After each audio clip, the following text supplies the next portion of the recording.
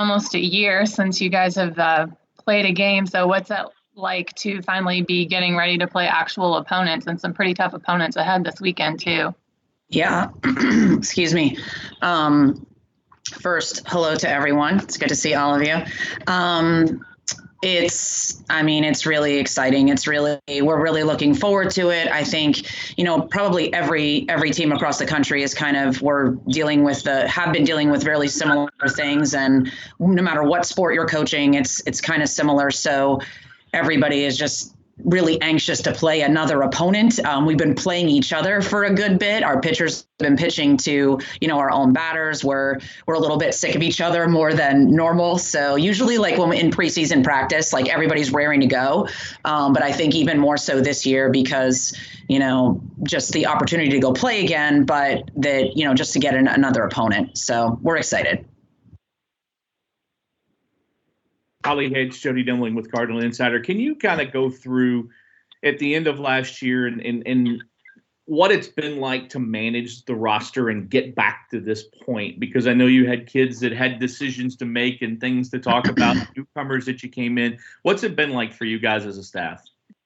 Yeah, it's been we managing the roster. It's always a challenging thing, I think, Jody. But through all of this, it's been even more so. And I think there's been a lot of factors that have come into play for us. We've had a couple injuries. Originally, our roster was a little bit larger, but we also, because our incoming freshman class was larger than our outgoing group, but our outgoing group was two people, Celine Funky and Caitlin Ferguson. So we didn't have a huge senior class that was looking to, come back. So we didn't really have that overload that maybe some other schools might have had.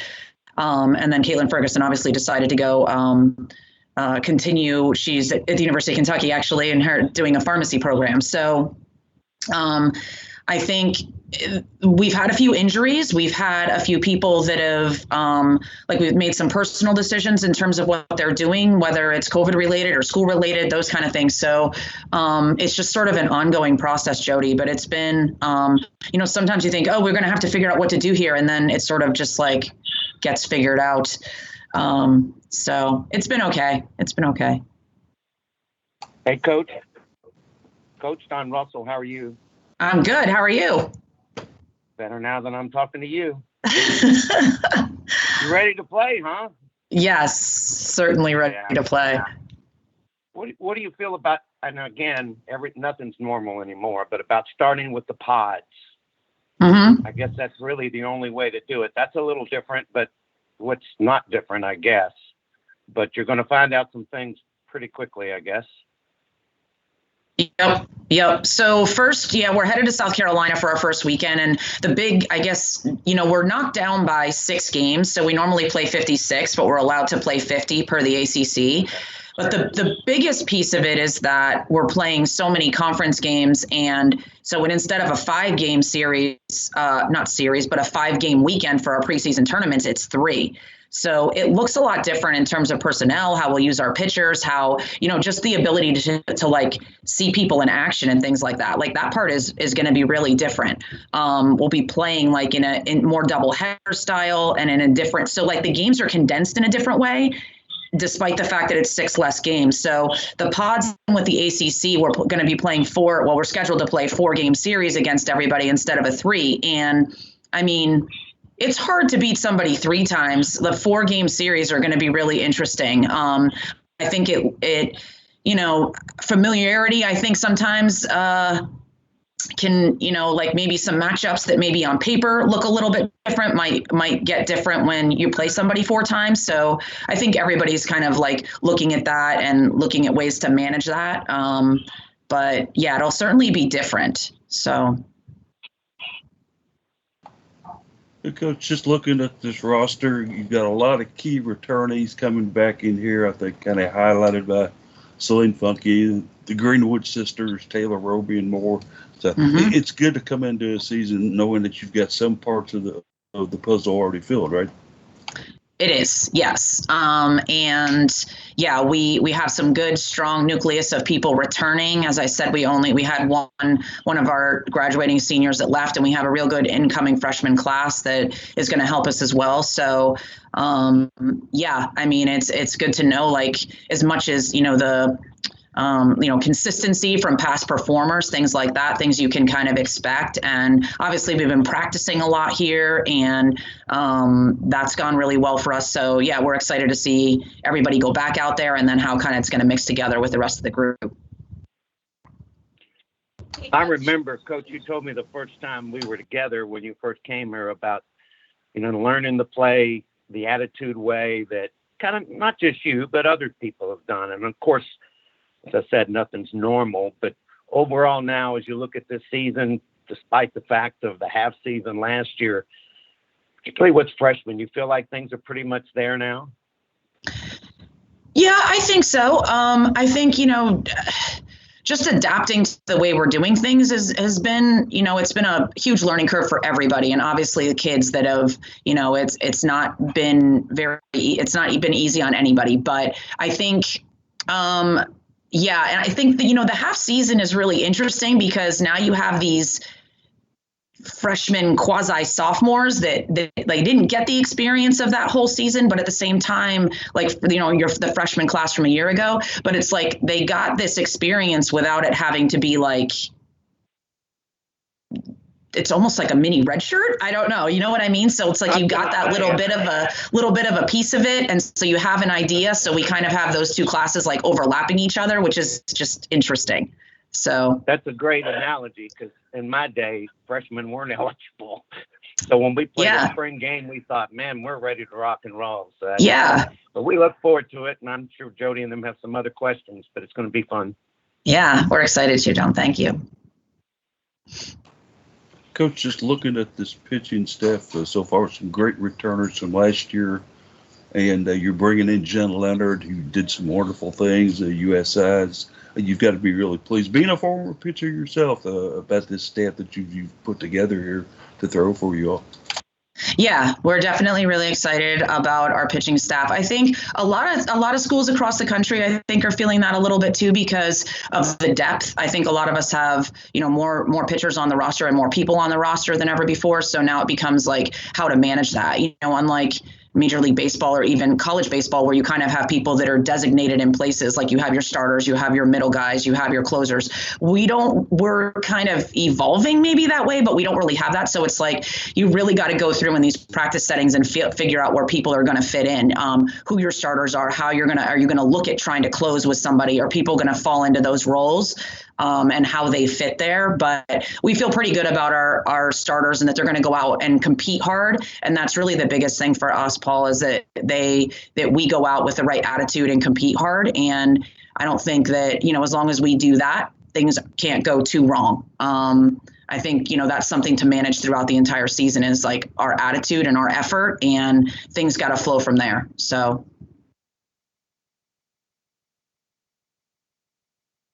Hey, Coach. Glad to see you. And sorry, I've got a little bit of feedback. Talk to us a little bit about, you've got 7 newcomers. Obviously, meshing as a team has looked a little different. Talk to us a little bit about how you guys are building camaraderie and really pulling them into the fold of, as you say, the nucleus. Yeah.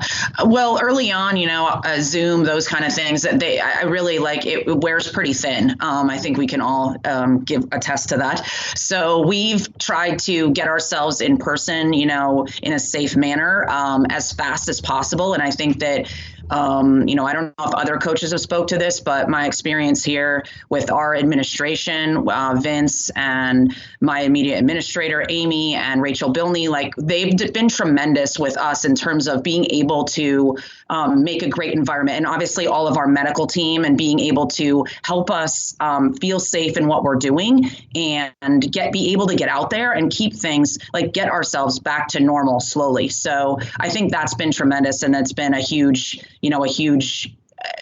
great, because we've been able to like really come together and get going on those things, Suzanne, like really get our kids together as much as possible. And,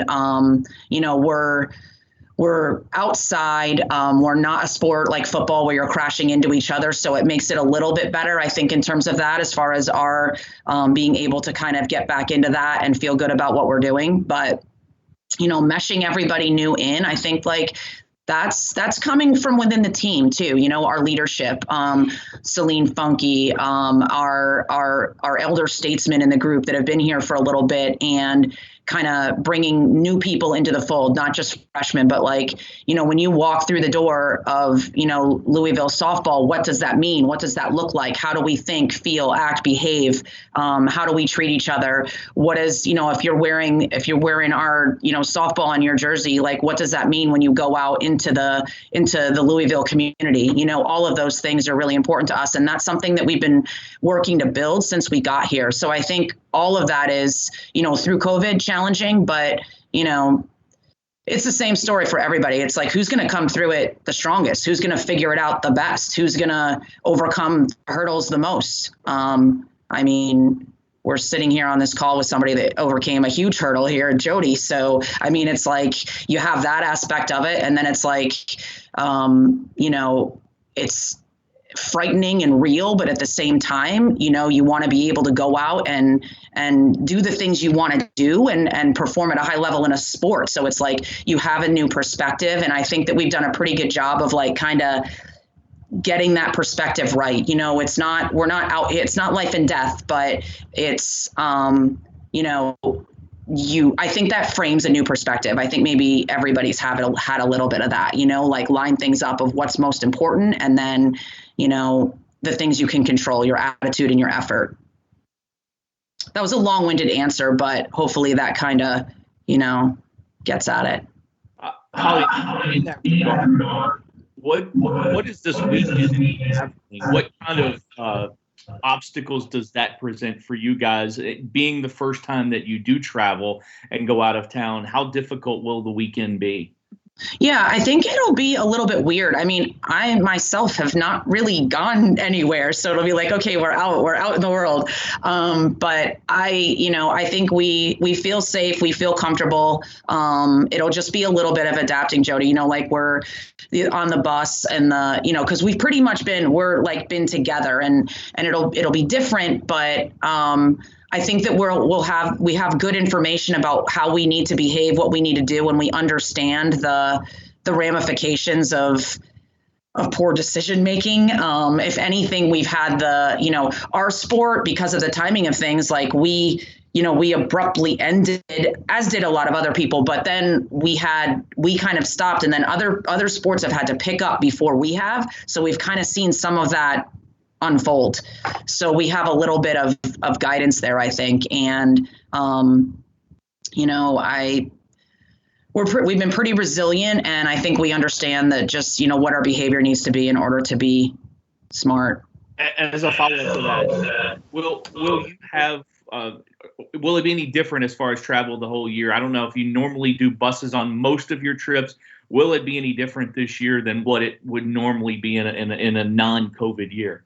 Sure. Yeah, it is a little bit different. So we actually are driving our first trip. And some of that, too, is just like managing how, the entire university and what everybody has managed in their own household, like just budgetary means, figuring out how to sort those things out. So we're going to go by bus in our first trip, which probably normally would have been a flight.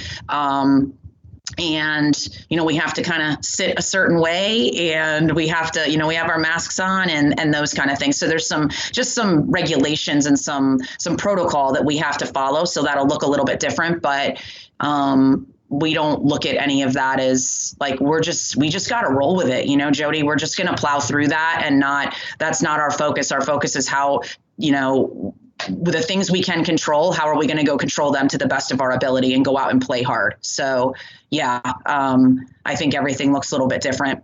Travel for sure, but we're just gonna handle it. Coach, preseason poll came out a little while back. They had you solidly mid-placed in the pack at 7th place in the preseason poll. Talk about some of the teams that you expect will be up there near the top, and then some of the major teams that the ACC will put out this year. Yeah, the poll, I don't put a lot of credence in any kind of poll. I mean, if we're at the top of it, if we're at the bottom of it, it's not going to affect what we go do. I think, the top of our conference is extremely strong, like per the poll. Florida State obviously is a year removed from a national title. And they have a great thing going on over there, great coaching staff, really solid. They have a good transfer in. So I think that's, on the pitching staff, I think that's huge. I think, Duke was coming off a really great year of like part of a year in 2020. Clemson new in the conference. Virginia Tech is always strong. I think, top to bottom, the conference is really strong. Notre Dame, UNC, there's not a game we're going to go out and play that's going to be easy to win. And like I talked about before, like the 4-game series is going to make those things different. And I think that, we're striving as a conference to continue to play at that really high level and be in the top 1, 2, 3, 4 of conference RPIs where we're all competing at an extremely high level.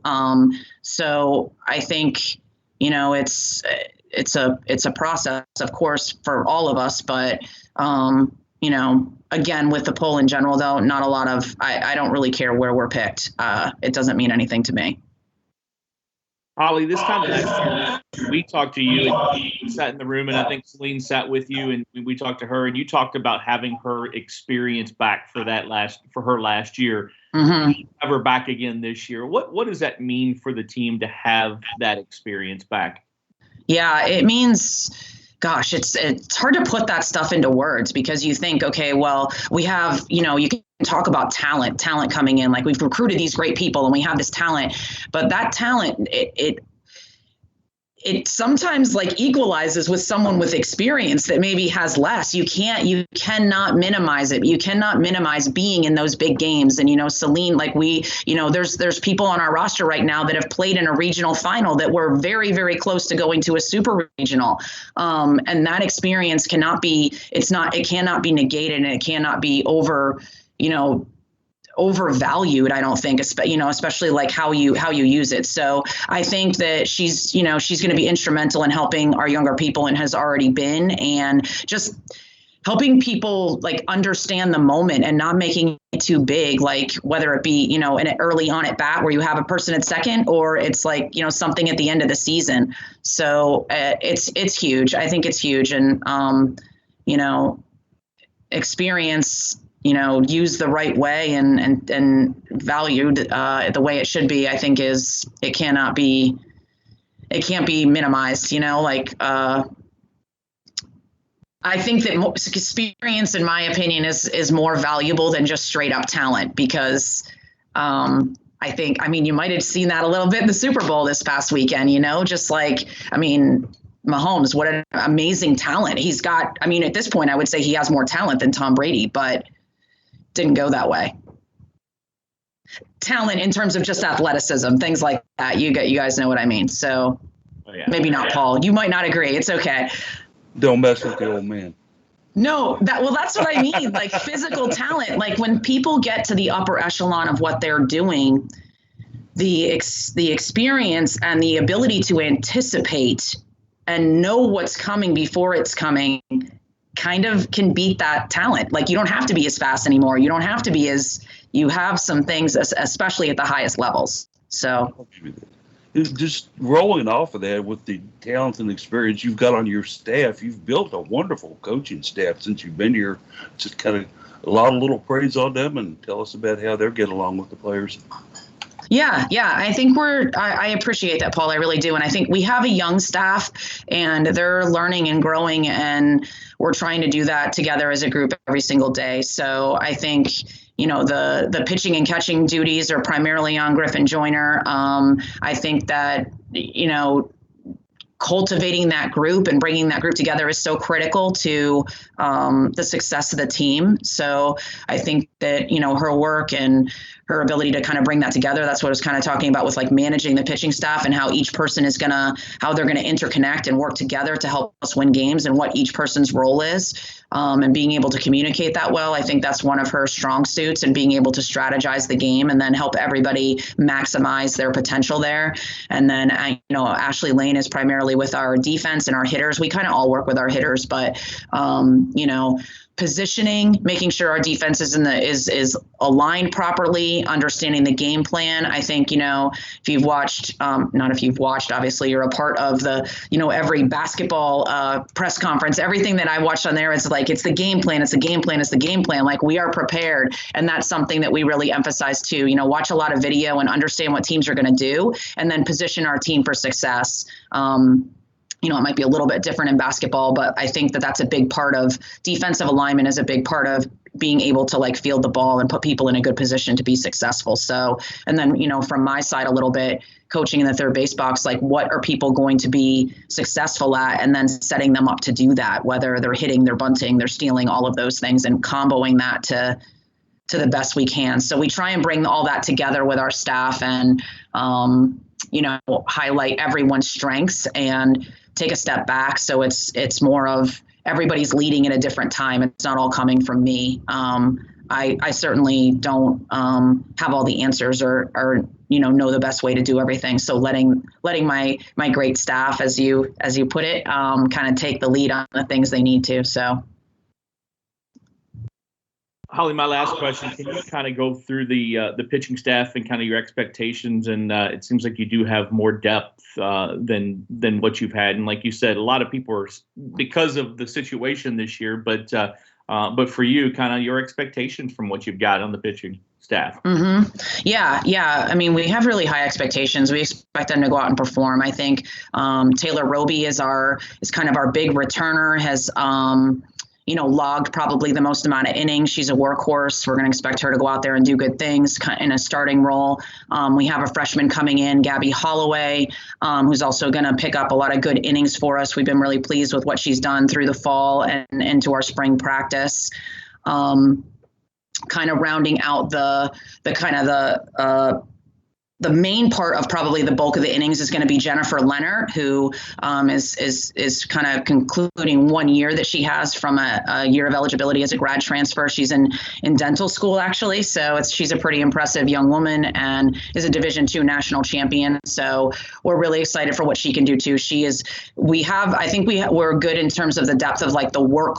They're kind of all workhorses in terms of being able to log a lot of innings with those three, and then kind of rounding out our staff in some different roles is going to be Taja Felder, who can pick up some good innings for us in some spots for sure, kind of in the middle of games or perhaps closing them, and maybe some starts as well. And then Peyton Hudson kind of rounds out our staff. And Peyton also, those guys didn't log a lot of innings a year ago, but we're going to expect to see them kind of like what I was saying in some specific roles where we can use them. And usually I wouldn't necessarily broadcast information, but we've had an injury with one of our other pitchers. So she won't be on our roster this year. So in terms of being able to get innings, but she will be back next year. So, and that'd be Chardonnay Harris.